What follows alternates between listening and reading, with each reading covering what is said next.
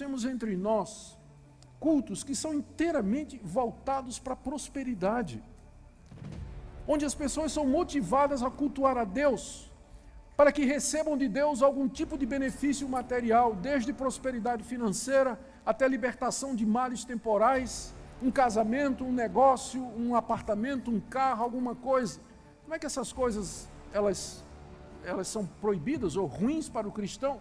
Mas esse não é o alvo pelo qual nós cultuamos a Deus, não é para recebermos dele esse tipo de coisa. Em um mundo onde as práticas religiosas são tão variadas quanto as culturas e tradições, é essencial que os cristãos discernam entre um verdadeiro culto a Deus e práticas que desviam da verdadeira adoração.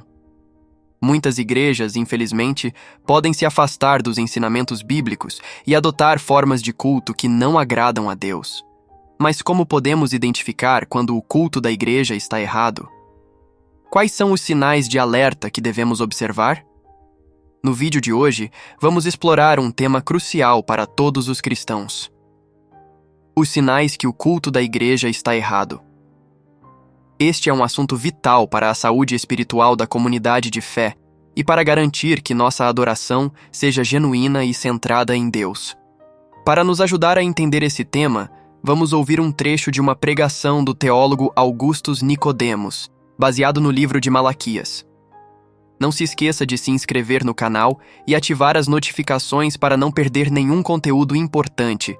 Aqui o primeiro ponto que nós aprendemos com Malaquias a respeito do culto é que nós temos que cultuar a Deus, porque Ele nos ama.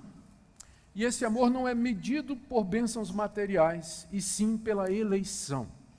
Deus declara aqui no início do livro, verso 2, eu vos tenho amado, diz o Senhor. Aí o povo pergunta, em que nos tem amado? Como se dissesse assim, o Senhor está dizendo que nos ama, mas nós continuamos escravos, a restauração não aconteceu, nós pagamos tributos, nós estamos passando por crise financeira e os nossos adversários prosperam mais do que nós. Resposta de Deus, não foi Esaú irmão de Jacó? Contudo, amei Jacó e aborreci Esaú.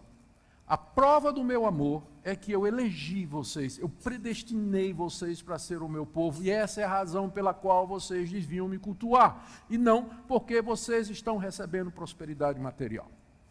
Então, esse é o primeiro princípio que o livro nos ensina, que nós temos que amar a Deus, porque Ele primeiro nos amou, e odiou Esaú, e nos escolheu de entre todos os povos para sermos o seu povo. E é isso, esse amor pactual, que nos leva a adorar a Deus. Segunda coisa que isso aqui está aí no capítulo 1, de 1 a 5. O segundo princípio nós encontramos ainda no capítulo 1, de 6 a 14, que é esse aqui. Nós temos que cultuar a Deus da maneira como Deus quer e não da maneira como nós imaginamos. Toda essa passagem é uma queixa de Deus porque o povo estava trazendo para o culto aquilo que a lei de Moisés proibia. Ou seja, o povo estava trazendo, e os sacerdotes estavam aceitando, eles que eram responsáveis para fiscalizar o andamento do culto, pão imundo, veja aí o capítulo 1, verso 7, animal cego, animal coxo, animal doente, animal dilacerado. Capítulo 1, versos 8 e 13. E Deus considerava isso como sendo, olha os termos que ele usa, profanação do culto e desprezo pelo seu nome, aí do verso 6 ao verso 8, a ponto de Deus dizer assim, olha como é que ele começa essa sessão. Verso 6, o filho honra o pai e o servo ao seu senhor. Se eu sou o pai, onde está a minha honra? E se eu sou senhor, onde está o respeito para comigo, diz o Senhor dos Exércitos, a vós outros, sacerdotes que desprezais o meu nome? E vós dizeis, em que desprezamos o teu nome? Ofereceis sobre o meu pão, sobre o meu altar pão imundo, e ainda perguntais, em que te havemos profanado? Veja o verso 8, quando trazeis animal cego para sacrificar, não é isso mal? E quando trazeis o coxo enfermo, não é isso mal? Então, essa era a queixa de Deus para o povo. O povo estava querendo cultuar a Deus de maneira diferente daquela que Deus havia estabelecido. E Deus não aceitava o culto fora do padrão. Ele não aceitava invenção no culto. Ele queria ser adorado exatinho do jeito que ele disse. O animal tem que ter 1 ano, tem que ser puro, não pode ter defeito. Ah, Deus, mas é o ceguinho, eu não vou conseguir, o que é que eu vou fazer com um bodinho cego? Eu não consigo vender, não consigo fazer nada, então é o melhor que eu tenho, Deus. É com toda a sinceridade que eu estou trazendo. Não. No culto, não basta só sinceridade. Nós temos que cultuar a Deus da maneira como Ele nos revelou. Senão, olha o que ele diz aqui no verso 10. Ele diz assim, ó. Tomara que houvesse entre vós, está falando para o sacerdote, quem feche as portas para que não acendesseis debalde o fogo do meu altar. Eu não tenho prazer em vós. Deus está dizendo aqui, eu queria que tivesse aí um sacerdote, né, que dissesse, gente, vamos embora, acabou, Deus não está aceitando mesmo, o último que sair apaga a luz. É isso que ele está dizendo aqui. É porque ele não aceita. Se não for conforme ele disse, ele não vai aceitar o culto. Nós não podemos inventar maneira de adorar a Deus. Nós não podemos inventar maneira de adorar a Deus. Nós temos que procurar na Bíblia o culto que ele revelou. Os princípios que estão no Antigo Testamento, repetidos e aprovados no Novo. Esse é o culto que agrada a Deus. Só sinceridade não vai resolver. Terceiro princípio. Aqui nós chegamos no capítulo 2, de 1 a 9. O culto deve ser conduzido por homens capazes, comprometidos e hábeis naquilo que eles fazem. Aqui nessa passagem, de 1 a 9, do capítulo 2, Deus se queixa dos sacerdotes que não estavam dando honra ao seu nome. Veja aí o verso 1 e 2, né, ele diz, ó sacerdotes, é para vós agora esse mandamento, se vocês não ouvirem e se não propuserem no seu coração dar honra ao meu nome, eu vou fazer isso. E ele lista então 3 castigos que ele queria dar aos sacerdotes por isso. Qual era o problema dos sacerdotes? Que eram responsáveis no Antigo Testamento para conduzir o culto a Deus. Primeiro, eles não estavam examinando os animais que eram trazidos pelo povo e que deveriam ser sacrificados. Era a função deles. O povo trazia os animais, o sacerdote examinava se estava de acordo com os padrões de Deus, e então o animal era oferecido, abatido, segundo o ritual da lei de Moisés, exatamente como Deus havia feito. Os sacerdotes estavam recebendo o que vinha, não é? E oferecendo em cima do altar de Deus, por isso Deus estava dizendo, estão profanando o meu culto e o meu nome. Eles também estavam enfadados com a rotina, isso ficou aqui no capítulo 1, verso 13, quando Deus diz assim, e vocês ainda dizem, que canseira, todo dia mata bicho, limpa o altar, traz oferta, não traz oferta, queima incenso, eu estou cansado dessa rotina, já não tenho mais prazer nesse trabalho. Os sacerdotes estavam dizendo isso. Já tinham perdido o interesse. Aqui, eles faziam de forma mecânica aquilo. Eu falei sacerdote, mas né, o sacerdote matava, mas quem fazia todo o trabalho mais difícil eram os levitas, né? Os levitas é que desembuchavam, tiravam a parte que era para assar, a parte que era para levar para fora, depois o levita vinha e limpava o altar, e limpava o sangue, né? Pegava a carneirada e conduzia para fora para ser morta no dia seguinte, e quando tinha tempo o levita tocava, né? Então eu fico assim impressionado com o fato de que na igreja hoje, o cara sabe cantar um pouquinho e sabe tocar violão, é levita. Se é levita, então tem que deixar ele limpar a igreja, botar para fora os bêbados e os cachorros, dar chupeta na boca do menino quando está chorando. Fazer todo o trabalho, porque é isso que o levita fazia. Desculpa o parágrafo, eu não resisti, vamos continuar aqui. Bom, então, tem que ser conduzido por homens capazes e hábeis. Gente, e o pior dos sacerdotes é que eles não estavam instruindo o povo na lei, como era a obrigação dele. Por conta de muito material e pouco tempo, eu estou destacando só alguns versículos da passagem. Mas aqui nesse bloco, veja comigo o verso 6 e 7, quando Deus está dizendo por que é que ele está rejeitando o trabalho daqueles sacerdotes. Porque eles não estavam fazendo a coisa direito, em termos de examinar os animais, estavam enfadados daquilo ali, mas o mais importante, ele falando aqui a respeito de Levi, de onde vinha o sacerdócio, ele diz, a verdadeira instrução esteve na sua boca, de Levi, e a injustiça não se achou nos seus lábios. Andou comigo em paz e em retidão, e da iniquidade apartou a muitos. Porque os lábios do sacerdote devem guardar o conhecimento, e da sua boca devem os homens procurar instrução, porque ele é mensageiro do Senhor dos Exércitos. Essa era a função principal do sacerdote. Ele não somente oferecia os sacrifícios, mas ele explicava ao povo o que aqueles sacrifícios representavam. Era dele e por ele que Deus falava regularmente. O profeta só era levantado quando o sacerdote falhava, mas a instrução regular do povo de Deus cabia ao sacerdote. Era da boca do sacerdote que o povo ia buscar a instrução de Deus. Mas olha o verso 8. Mas vós vos tendes desviado do caminho, e por vossa instrução tendes feito tropeçar a muitos. O culto tem que ser guiado e dirigido por homens fiéis, que sejam porta-vozes de Deus, que ensinem a palavra de Deus ao povo, que o façam de todo o coração, que conduzam o povo em adoração, que instruam o povo na palavra de Deus. Sabe o que é que Deus diz que ia fazer com aquele sacerdote? Vamos voltar aqui no verso 3. Ele diz 3 coisas, não é? Que vai amaldiçoar as bênçãos, reprovar a descendência, verso 3. E atirarei excremento ao vosso rosto, excremento dos vossos sacrifícios, e para junto destes sereis levados. A Bíblia sempre usa, assim, umas palavras suaves, não é? Quando a gente sabe que no hebraico é bem mais forte, não é? Então, qual era o problema do excremento? Quando o bicho era aberto, né, o excremento, junto com outras coisas, era tirado e levado para fora, porque a lei de Moisés dizia que se alguém tocar em excremento de animal, ele ficava imundo. Então, o imundo não podia entrar no templo. Então, o excremento era levado para fora. O que é que Deus está dizendo aqui? Está dizendo o seguinte: sabe o que é que eu vou fazer com vocês? Passar na cara. E aí vocês vão ficar imundos, e aí vocês têm que ser expulsos do templo. Vocês vão para lá onde está o excremento.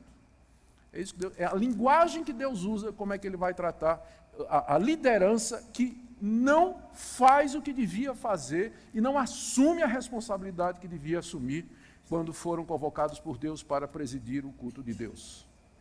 Tal é a maneira como Deus se preocupa com o seu culto. 4º lugar. O culto só vai ser aceito se for expressão de uma vida santa. Capítulo 2, de 10 a 16. Aqui Deus declara que não vai aceitar o culto, os sacrifícios, as ofertas e as lágrimas de orações. Veja aqui o verso 13. Olha. Ainda fazeis isso, cobris o altar do Senhor de lágrimas, de choro, de gemidos, de sorte que ele já não olha para a oferta nem aceita com prazer da vossa mão. A minha tradução tem de sorte que, mas a NVI, por exemplo, já diz por quê, né? Em vez de dizer de sorte que, ele já introduz a razão. Então seria: vocês estão cobrindo o altar de Deus com lágrimas de choro e de gemido. Imagina a situação lá, o povo judeu, né? Ele vinha naquela situação, vinha para o culto, aí ficava lá chorando: oh Deus, por que o Senhor não está ouvindo nossa oração, gemendo e tudo mais? E Deus diz que ele não responde porque já não olha para a oferta e nem aceita com prazer a oferta da mão do povo. Ora, o que o povo tinha feito para que Deus não aceitasse a oferta? Primeiro, Deus reclama que eles não trazem, e quando eles trazem, Deus diz que não aceita. Então, qual era o problema? Olha a resposta de Deus, do verso 10 até o verso 12, o profeta está explicando da parte de Deus que o desprazer de Deus era porque o povo estava profanando a casa do Senhor, trazendo a adoradora de Deus estranho para dentro do templo, o que era proibido.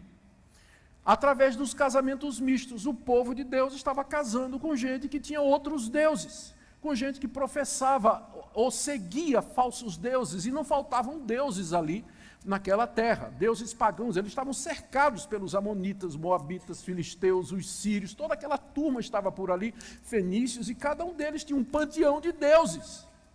E esse truque era velho, eles tinham sido levados para o cativeiro alguns anos antes, exatamente por isso, porque eles começaram a se misturar com esses povos e trouxeram para dentro de Israel os seus deuses, e uma das maneiras de se misturar era através do casamento. Não foi exatamente essa a arma de Balaão contra o povo de Deus? Exatamente isso. Então eles estavam repetindo isso. E aí o resultado, olha, verso 11, olha a queixa de Deus: Judá tem sido desleal, e a abominação se tem cometido em Israel e em Jerusalém, porque Judá profanou o santuário do Senhor, onde o culto era oferecido, o qual ele ama, e se casou com a adoradora de Deus estranho. Então aí o pessoal ia lá, chorava, clamava, levantava um clamor, não é, a Deus, então Deus, não vou responder não. Ué, por que o senhor não está aceitando o nosso culto, Deus? Porque vocês não estão mostrando coerência na vida de vocês. Vocês dizem que me adoram, que me amam, que eu sou o único Deus de vocês, mas vocês estão introduzindo no meio de vocês outros deuses. Mas não era só. Depois de dizer Deus, no verso 13, que ele não ia aceitar, no verso 14 o povo pergunta, por que o senhor não está aceitando o nosso culto, o nosso gemido e as nossas lágrimas? E a resposta de Deus, que vai do verso 14 ao verso 16, basicamente é o seguinte, porque vocês estão sendo desleais com a mulher da sua mocidade, ou seja, vocês estão cometendo adultério, e vocês estão se separando e repudiando as mulheres de vocês sem motivo nenhum. Está aí no verso 14. Porque o Senhor foi testemunha da aliança entre ti e a mulher da tua mocidade, com a qual tu fostes desleal. E aí, no verso final do verso 15, Deus diz, portanto, cuidai de vós mesmos e ninguém seja infiel com a mulher da sua mocidade. E no verso 16, porque o Senhor Deus de Israel diz que odeia o repúdio, e também aquele que cobre de violência as suas vestes. Essa é a razão pela qual Deus não estava aceitando o culto, porque o povo dizia uma coisa, mas vivia outra. Ou seja, aqui nós vemos a conexão entre a nossa vida e o culto. Pastor, mas isso é coisa do Antigo Testamento. Será? O que Jesus disse que nós devíamos fazer ao trazermos diante do altar a oferta e lembrarmos que o irmão tem alguma coisa contra nós? O que ele mandou a gente fazer? O que o apóstolo Paulo ensinou sobre aqueles que se aproximam da ceia do Senhor e que não são dignos de participar da ceia do Senhor, que não estão preparados para participar da ceia do Senhor? Será que a relação entre vida e culto é só no Antigo Testamento? É claro que não. No Novo Testamento também. O nosso culto a Deus, ele tem que refletir santidade de vida, que nós andamos com Deus, ele tem que ser uma expressão daquilo que nós somos. Senão nós vamos receber de Deus exatamente a mesma coisa. Você pode gritar, você pode chorar, cobrir de gemido, orar no monte e fazer campanha, fazer o que quiser. Mas se não colocar a vida em ordem diante de Deus, ele não vai aceitar não. Esse é um princípio em toda a Escritura, não é só no Antigo Testamento não. Quinto, precisamos de purificação então para cultuar a Deus. Capítulo 2, 17, até o capítulo 3, verso 5. Olha a queixa de Deus aí no verso 17. Deus está dizendo assim, enfadais o Senhor com vossas palavras. Ou seja, Deus dizendo assim, eu estou aqui no culto com vocês, mas eu estou enfadado. Geralmente é o contrário, né? É o povo que fica assim, ó. Pastor pregando e o povo enfadado, né? Agora imagine o contrário, os israelitas lá fazendo o culto e Deus, ó. Não é isso aqui? Vocês estão me enfadando. Eu estou enfadado com o culto de vocês. Quando é que vai terminar? Por favor. O que levou Deus a ficar... O que leva Deus a ficar enfadado com o culto? Aqui no caso, é por conta da atitude do povo. O povo estava questionando a Deus do tipo assim, está no verso 17. O povo pergunta, em que nós estamos enfadando o Senhor? Resposta de Deus, nisso que vocês estão pensando. Qualquer que faz o mal passa por boa aos olhos do Senhor, e desses é que ele se agrada. Ou, onde está o Deus do juízo? O povo estava todo na igreja para adorar a Deus, mas no coração ele estava dizendo assim, onde está o Deus da justiça? Olha os amonitas, olha os samaritanos ao nosso redor, prosperando. A nação se expandindo, estão ganhando as guerras. É um povo livre e soberano. E eles não servem a Deus. Mesma coisa os filisteus, estão aqui ao nosso redor, ali os amonitas, aquele povo ali, ó, adora falsos deuses, adora Baal, Astarote, Renfã, todos esses deuses, mas estão prosperando. E nós que servimos ao Deus verdadeiro, estamos aqui. Somos vassalos do império, pagamos tributo, situação financeira apertada, coisa está difícil. Cadê o Deus da justiça? Por que Deus não destrói esses povos e nos faz prosperar e nos exalta? Então o povo estava ali no culto, mas o coração do povo estava nisso, questionando a justiça de Deus. Olha a resposta de Deus. Tá bem. Vocês querem justiça? Eu vou fazer, mas eu vou começar com vocês. Tá? Então, olha aqui o que eu vou fazer. Resposta de Deus. Primeiro, capítulo 3, verso 1. Eu vou mandar o meu mensageiro diante de mim, que ele vai preparar o caminho. Ele estava falando de João Batista. Eu vou mandar um mensageiro que vai preparar o caminho. Segundo, ainda no verso 1. E de repente virá ao templo o Senhor a quem vós buscais. Vocês não estão dizendo, cadê o Deus da justiça? Tudo bem. De repente eu virei ao templo. Não é isso que vocês estão querendo? O anjo da aliança a quem vós desejais. Eis que ele vem, diz o Senhor. Vocês não querem? Vocês não estão perguntando cadê o Deus da justiça? Tá bem. Eu vou mandar um mensageiro na minha frente e depois eu vou pessoalmente. Mas, verso 2. Quem poderá suportar o dia da sua vinda? Quando eu chegar aí, quem é que vai suportar a minha vinda? Quem poderá subsistir quando ele aparecer? Porque ele é como o fogo do ourives e como a potassa dos lavandeiros. O que é que ele vai fazer primeiro? Cuidar dos amonitas, dos filisteus, dos moabitas? Não. Verso 3. Ele vai se assentar como derretedor e purificador de prata. Purificará quem, em primeiro lugar? Os filhos de Levi. Espero que você desista de ser levita depois dessa passagem, que é o primeiro da lista. Primeiro da lista. Vocês querem? Cadê o Deus de justiça? Por que não tem justiça no mundo? Não é? Por que o ímpio prospera? Por que o justo sofre? Vocês querem justiça? Tá bem. Eu vou fazer justiça, mas eu tenho que começar com a casa de Deus. E eu vou começar com os sacerdotes. Vou começar com os levitas. Vou começar com os pastores. Vou começar com os líderes. Para que eu tenha um culto que seja digno de mim. Eu vou começar com quem é encarregado dele. Aí diz no final do verso 3 que depois de Deus os refinar, eles trarão ao Senhor justas ofertas. Agora sim. Justas ofertas, um culto agradável a Deus. E aí, a partir disso, verso 4. Então a oferta de Judá e de Jerusalém, de todo o povo agora, será agradável ao Senhor, como nos dias antigos, e como nos primeiros anos. Verso 5, chegarei a vós outros para juízo, chegarei contra vocês, meu povo, para juízo. Serei testemunha veloz contra os feiticeiros, adúlteros, os que juram falsamente, os que defraudam o salário do jornaleiro, oprimem a viúva e o órfão, e trocam e torcem o direito do estrangeiro em nome intêmido do Senhor dos Exércitos. De que ele está falando? De gente assim no meio do povo de Deus. Não está falando do mundo, não. Vocês querem justiça? Ok, estou chegando. Ele está falando aqui de João Batista, é claro. Não é?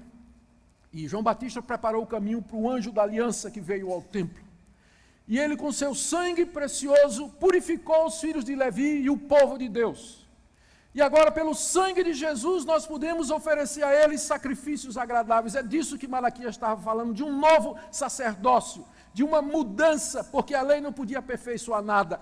Mas introduz uma nova lei pelo sangue de Jesus, uma nova aliança, pela qual nós podemos oferecer a Deus sacrifícios, o fruto dos nossos lábios como sacrifício de louvor. E é pelo sangue do Senhor que nós somos purificados, pastores e líderes, e também todo o povo, para agora oferecer a Deus aquele culto que Ele deseja. E o princípio então é esse, nós precisamos ser purificados para poder oferecer culto a Deus, senão não será aceitável a Ele. Não será aceitável a Ele. Vamos para o sexto princípio. O culto deve ser uma expressão de nossa total consagração a Deus. Isso está aí, capítulo 3, de 6 a 12. Olha o apelo de Deus aí no verso 7. Eu quero chamar a sua atenção para aqui, porque isso vai nos ajudar a entender aquela questão dos dízimos e ofertas. No verso 7, Deus diz assim: desde os dias de vossos pais os desviastes dos meus estatutos, e não os guardastes. Tornai para mim, e eu me tornarei para vós outros, diz o Senhor dos Exércitos.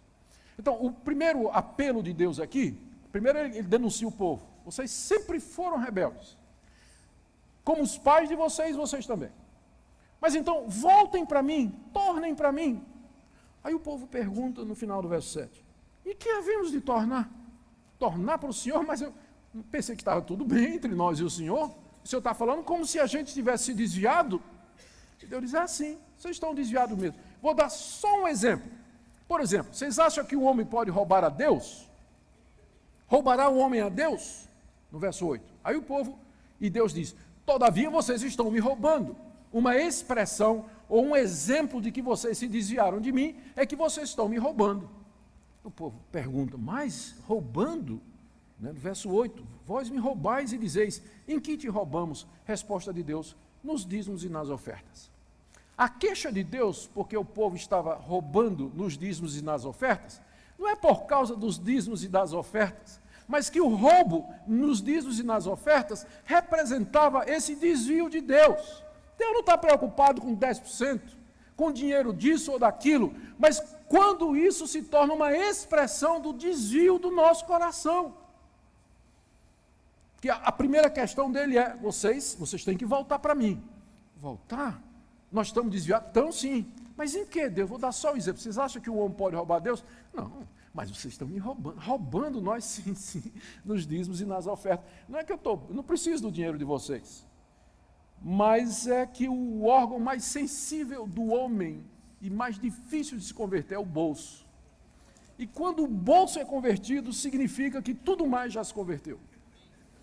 Então, por isso que na Bíblia, com frequência, o trazer, a generosidade, o dar, o contribuir, inclusive com os dízimos, isso é uma expressão, não de uma transação com Deus, você me dá tanto, eu devolvo tanto, mas uma expressão de que você retornou a Deus, que você está reconciliado com Deus, é uma expressão do seu amor e da sua gratidão a Deus. É isso que a gente tem que entender quando a gente ensina dízimo e oferta na igreja. Não estamos fazendo a transação com Deus, Deus não precisa disso. Mas é uma expressão da consagração do nosso coração. Tornai para mim, diz o Senhor.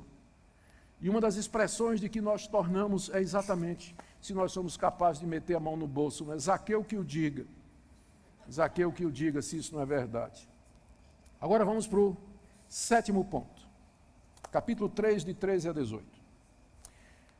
Deus aqui se queixa de que o povo está se queixando. Olha aqui, ó. Capítulo 3, a partir do verso 13. As vossas palavras foram duras para mim, diz o Senhor. O povo lá cultuando a Deus, não é? E Deus dizendo, olha, as palavras que vocês estão dizendo e pensando, elas são duras contra mim. Aí o povo, no verso 13 ainda, diz, o que nós temos falado contra o Senhor?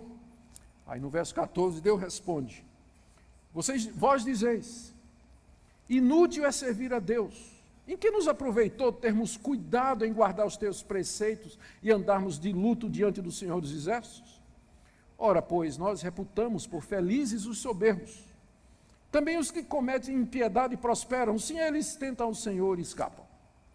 O povo estava dizendo, eu não sei o que é que eu estou fazendo aqui no templo. Porque de que adianta servir a Deus? Esse pessoal que não serve a Deus está prosperando. E eu que estou aqui, aos termos. Eu tenho cuidado em dar nos teus preceitos, Deus. Estou andando de luto, né, fustigando minha alma com jejum e oração. Mas é inútil servir a Deus, porque não estou vendo nenhuma vantagem financeira, não estou vendo nenhuma expressão material de que servir a Deus é diferente de não servir a Deus. É inútil servir a Deus. Na verdade, a gente fica até olhando aí, verso 15, né, os soberbos, os que cometem impiedade, eles sim estão prosperando. Mas e nós? Olha a resposta de Deus do verso 16 ao verso 18, e aqui a resposta da teodiceia, que é a questão do mal e do sofrimento do justo aqui nesse mundo e a prosperidade dos ímpios. Os que temiam a Deus, verso 16, falavam uns para os outros, o Senhor atentava, e havia um memorial escrito diante dele para os que temem ao Senhor e para os que se lembram do seu nome. Havia um remanescente fiel lá no meio do povo de Israel. E Deus estava escutando a conversa deles. E Deus estava guardando aquilo no iPad, o memorial dele, né?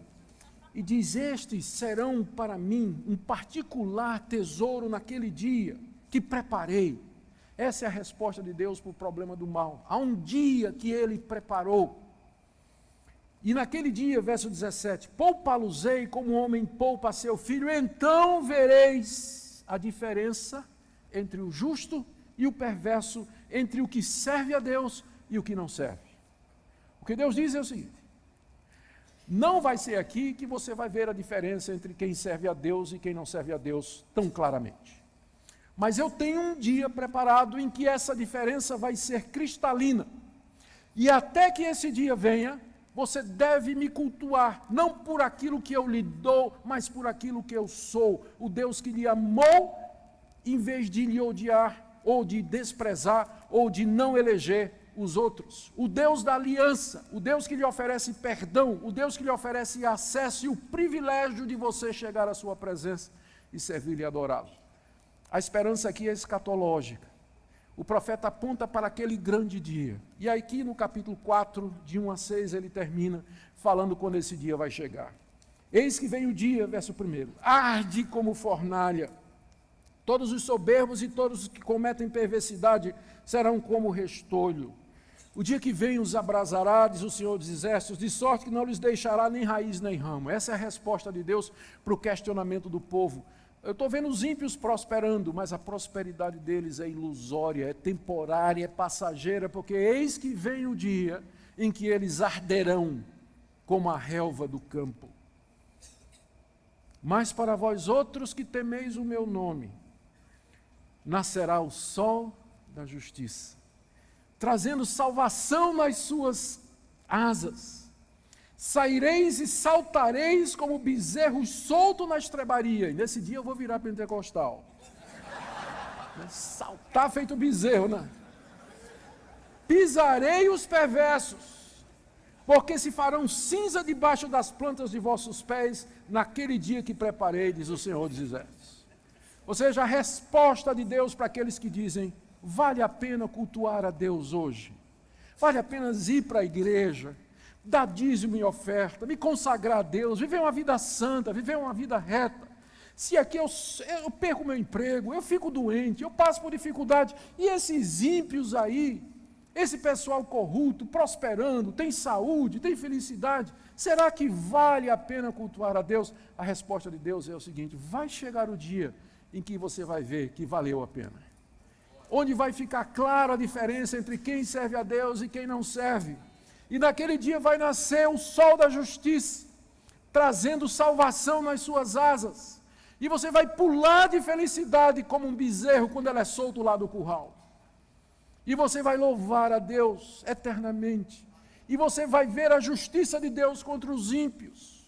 E você vai dizer, o Senhor é justo, verdadeiro e bom. E vai dar a Ele o culto verdadeiro, eternidade afora. O livro termina, do verso 4 a 6, Malaquias dizendo para o povo, lembra do que Moisés escreveu. E diz também no verso 5, eu vou mandar o profeta Elias, que é o mensageiro, aquele que ele falou, João Batista, antes que venha o grande e terrível dia do Senhor, que foi inaugurado com a vinda do Senhor Jesus. E ele converterá o coração dos pais aos filhos e o coração dos filhos a seus pais, para que eu não venha e fira a terra com maldição. Esse é o último livro do Antigo Testamento. E com ele encerra todo o sistema levítico, toda aquela lei cerimonial que não podia aperfeiçoar, purificar, transformar por si só, mas eram sombras, eram tipos, figuras, apontando para a chegada do anjo da aliança que vinha purificar o povo de Deus com seu sangue, para que Deus tivesse um povo que o adorasse em espírito e em verdade, como o próprio Jesus disse que era a intenção. E agora, pelo sangue precioso do Senhor, nós podemos cultuá-lo. E esse culto, então, ele tem que seguir os princípios que nós ouvimos aqui, porque é o mesmo Deus. E eu quero fazer algumas aplicações desses princípios para o nosso meio hoje. Queridos, nós temos entre nós cultos que são inteiramente voltados para a prosperidade, onde as pessoas são motivadas a cultuar a Deus, para que recebam de Deus algum tipo de benefício material, desde prosperidade financeira até libertação de males temporais, um casamento, um negócio, um apartamento, um carro, alguma coisa.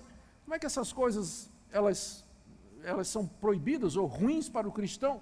Mas esse não é o alvo pelo qual nós cultuamos a Deus, não é para recebermos dele esse tipo de coisa.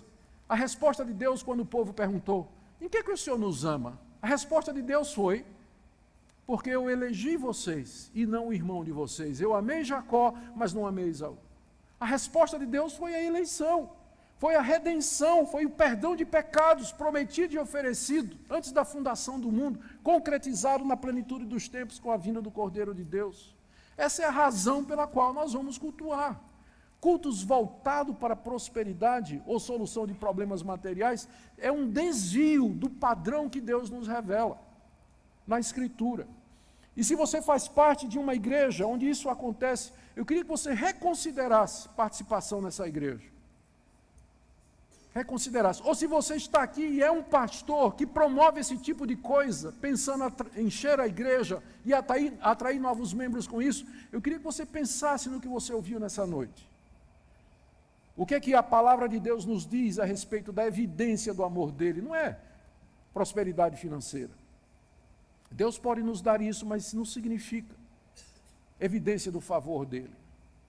Segunda coisa, segunda aplicação do livro do profeta Malaquias, é para aqueles cultos onde são introduzidos elementos e formas de adoração completamente estranhos à palavra de Deus.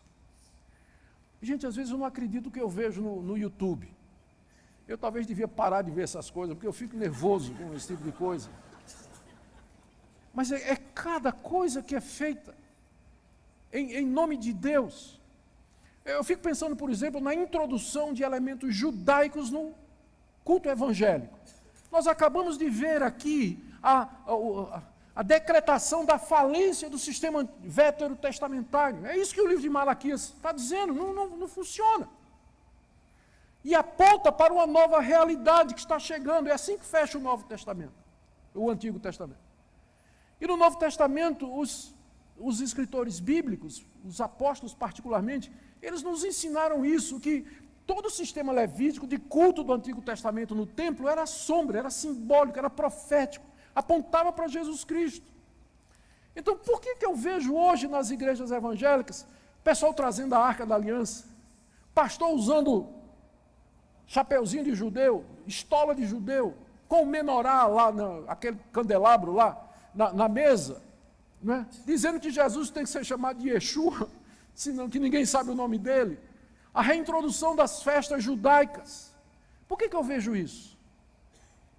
Caravanas para Israel para ser batizado no Rio Jordão, porque lá equivale. Unção com óleo que foi tirado do Monte das Oliveiras, esse é o poderoso. Oração feita no alto do Monte Sinai, essa é que tem eficácia. Eu não vejo nada disso no Novo Testamento. Mas esses elementos estranhos são introduzidos. E outros elementos são introduzidos sim, em nome do pragmatismo, daquilo que funciona. Fazer coisas para atrair o povo para Deus, mas a pergunta não é, a Bíblia proíbe isso? Não, a pergunta é, a Bíblia manda isso? Essa foi a grande disputa na época da Reforma, não foi? Especialmente entre puritanos e outros grupos, que outros grupos queriam manter certas coisas no culto, perguntando assim, onde é que está proibido na Bíblia você usar vela no culto? Resposta dos puritanos, onde é que está ordenado? Então essa é a pergunta, Deus mandou? É assim que Deus deseja o culto? Podemos apresentar argumentos suficientes e bíblicos para que esses elementos estejam presentes no culto? Senão nós vamos estar introduzindo coisas estranhas ao que Deus mandou e vamos cair no mesmo caso aqui do povo de Israel, que queria oferecer, adorar a Deus do jeito que eles entendiam que era o melhor. O livro também nos ensina que, terceira aplicação, que Deus busca o coração do seu povo. Ele não estava preocupado com essa questão formal dos dízimos e ofertas, por exemplo. Ele queria que o povo voltasse para ele, porque o bolso vai onde está o coração. Se o coração é totalmente de Deus, você não vai encontrar dificuldade. Ou seja, no final, Deus não somente está preocupado que o culto seja feito de acordo com sua vontade revelada, mas que seja feito também do fundo do nosso coração, que nós o adoremos pelo que ele é, partindo da nossa alma. Também aqui nós aprendemos mais uma coisa, eu quero terminar com isso. Os cultos não são apenas para celebração, festa, alegria. São também para isso. Mas os cultos, eles devem ser um reflexo daquilo que Deus deseja de nós, que é uma vida reta. Há lugar no culto para exortação. Há lugar no culto para repreensão. Há lugar no culto para orientação, para dizer ao povo, isso aqui não pode, isso aqui está errado. Tem hora que a gente tem que trocar a alegria pelo luto. tem que trocar os gritos de festa pelos gemidos de arrependimento. Está lá em Tiago capítulo 4. Quando Tiago diz que há situações em que a gente tem que purificar as mãos, nós temos que transformar a nossa alegria em tristeza, e nós temos que transformar nosso júbilo em lágrimas diante de Deus por conta dos nossos pecados. Infelizmente, em muitos meios hoje se olha para o culto como se fosse apenas uma grande celebração. Mas instrução bíblica, instrução que fere a consciência, que move a vontade, que promove diferença, isso falta. E eu tenho certeza, e eu sei que vocês concordam comigo, que uma das causas da fraqueza do movimento evangélico no Brasil, por maior que ele seja, é exatamente a falta de pregação bíblica que fira a consciência, que seja corajosa e denuncie o que está sendo feito e apresente, claro, a solução, que é a purificação do sangue de Jesus mediante arrependimento e confissão e conserto de vida. Isso o profeta Malaquias também nos deixa muito claro. Queira Deus, meus irmãos, conceder que nós ofereçamos a Ele aqui no Brasil um culto que lhe seja agradável, que nós não estejamos tão preocupados com o crescimento da igreja, que não vejamos esses princípios simples, mas também tão claros expressos em toda a Bíblia. Que Ele nos dê graça para que nós possamos, como Ele deseja, adorá-lo em espírito e em verdade, agora e sempre. Amém. A adoração é o coração da vida cristã, um momento sagrado em que nos aproximamos de Deus em reverência e gratidão. No entanto, nem todos os cultos são agradáveis a Deus. A Bíblia nos alerta sobre a possibilidade de práticas de culto que, embora pareçam religiosas, estão longe do verdadeiro espírito de adoração. Identificar os sinais de que o culto da igreja está errado é essencial para garantir que nossa adoração seja genuína e centrada em Deus. Primeiramente, um culto pode estar errado quando a palavra de Deus não é central. Em 2 Timóteo, Paulo exorta Timóteo a pregar a palavra, estar preparado em tempo e fora de tempo, corrigir, repreender e encorajar com paciência e instrução cuidadosa. Quando os sermões se afastam das Escrituras e se concentram em opiniões pessoais, entretenimento ou promessas de prosperidade material, perdemos o foco na verdade de Deus. A Bíblia deve ser a base de todo ensino e prática no culto. Outro sinal é a ausência de Cristo no centro da adoração. Em Colossenses declara que Cristo é a cabeça do corpo, a igreja, e que ele deve ter a supremacia em tudo. Se o culto se torna mais sobre os líderes, os músicos ou a congregação do que sobre Jesus Cristo, então estamos desviados. A verdadeira adoração exalta a Cristo, celebrando sua obra redentora e sua glória. A autenticidade na vida dos adoradores é igualmente crucial. Em Isaías 29, Deus lamenta: "Este povo se aproxima de mim com a boca e me honra com os lábios, mas o seu coração está longe de mim." A hipocrisia, professar adoração com os lábios enquanto o coração está distante, é um sinal claro de culto errado. Deus deseja adoradores que o adorem em espírito e em verdade, com vidas que refletem a santidade e o amor que professam no culto. A falta de integridade e justiça também são sinais preocupantes. Em Malaquias, Deus rejeita as ofertas do povo de Israel porque são feitas de forma desonrosa e insincera. Quando a igreja tolera injustiça, corrupção e falta de amor entre seus membros, o culto se torna vazio. A verdadeira adoração deve ser acompanhada de um compromisso com a justiça, a misericórdia e a humildade diante de Deus. Por fim, uma igreja que se reúne apenas para o culto dominical, sem viver em comunidade e serviço mútuo, falha em refletir a verdadeira natureza do corpo de Cristo.